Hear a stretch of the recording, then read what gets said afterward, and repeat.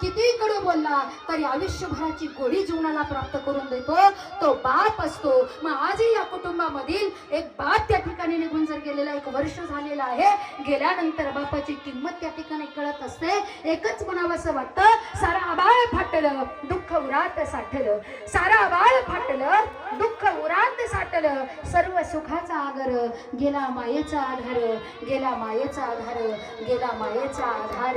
स्वतः त्या ठिकाणी फाटकी कबुली घालतो, तुटकी चप्पल त्या ठिकाणी घालतो तो बाप. अहो त्याची तुटकी चप्पल जरी आपल्या दारापुढे असली ना तर वाईट नजरेने कुणाची बघण्याची हिंमत होत नाही.